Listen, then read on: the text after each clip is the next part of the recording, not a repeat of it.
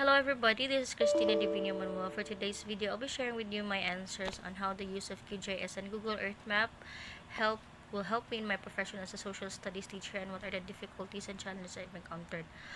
Um, okay, so personally, I haven't used QGIS and Google Earth Map in my profession as a social studies teacher because number one, this is the first time I only hear about QGIS, and although I have a background about Google Earth Map, but I haven't used Google Earth Map uh, for the reason that we have low internet connection, and second, there are only few available computers available in our school, so that's a challenge as well.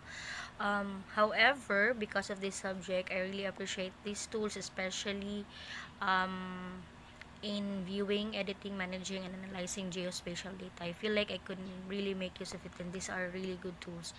So I will really try to compel myself to make an effort to make use of it in my future classes, and that's a promise.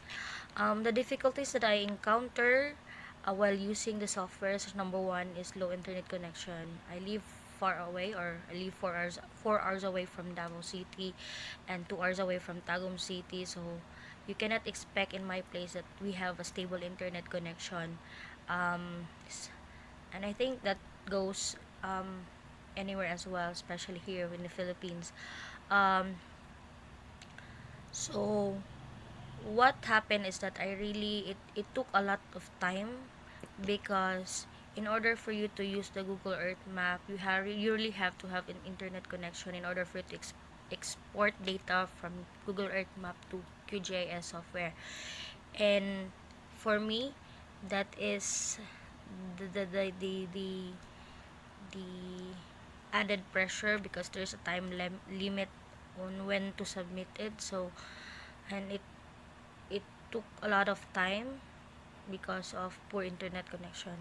Second is it's less beginner friendly. Although there are people, there will be students who say that it's user friendly for them, but for in my case, because this is the first time I heard about it and use it, I really had a lot. I really had a hard time navigating its features. Then there are features of the app, especially in QGIS, that is confusing to me. And so what I did is that I watched YouTube tutorials in order for me to understand before I can say that I fully understand how to use it. Yes, and also I'm not a techie person. I was born 1988, where internet was not yet, I mean, is not a thing for us. So something that I adjust also as a student. But I mean, that's part of the studies, the learning process. There will be times that you will have, everything is new to you, and you really have to to learn it. Also, the files that was sent to us was not I is not I cannot be downloaded. I don't know why. And but that's what happened in my case. So what I did is that I went to the QGIS website and I downloaded it myself in order for me to have my own copy. And yeah, mm, you should also know if the software that you download is compatible with your computer setting, because if you don't, you'll also have a hard time. um, uh, you will have a hard time. You will never be able to have your own QGIS also software.